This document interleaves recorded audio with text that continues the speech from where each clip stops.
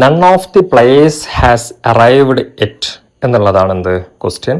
അതിൻ്റെ question tag കണ്ടുപിടിക്കാൻ വേണ്ടിയിട്ടാണ് നമ്മളോട് പറഞ്ഞിരിക്കുന്നത്. 4 ഓപ്ഷൻ ഉണ്ട്. Have in they, has they, have they, isn't it. ഈ പറയുന്ന 4 ഓപ്ഷൻസും നമുക്ക് തന്നിട്ടുണ്ട്.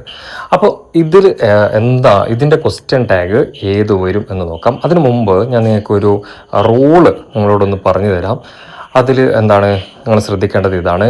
None, everybody, somebody, no one എന്നൊക്കെ വാചകത്തിൻ്റെ ആദ്യത്തിൽ വന്നു കഴിഞ്ഞാൽ അവിടെ നമ്മൾ ഉപയോഗിക്കേണ്ട പ്രൊനൗൺ എപ്പോഴും എന്തായിരിക്കും? ദേ എന്നുള്ളതായിരിക്കണം.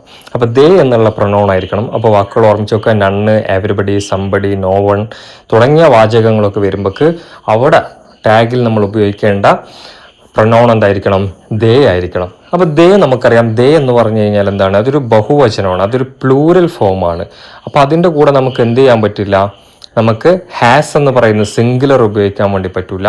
ഹാവ് എന്ന് പറയുന്ന പ്ലൂരൽ തന്നെ നമുക്ക് അതിൻ്റെ കൂടെ എന്ത് ചെയ്യണം? ഉപയോഗിക്കണം. അപ്പോൾ ഈ ഒരു റൂൾ നിങ്ങൾ പഠിച്ചു വെക്കുക. നമുക്ക് നമ്മുടെ ചോദ്യത്തിലേക്ക് തന്നെ തിരിച്ചു പോവാം. അപ്പോൾ ഈ ചോദ്യത്തിൻ്റെ ഉത്തരം എന്താണ്? ചോദ്യത്തിൻ്റെ ഉത്തരം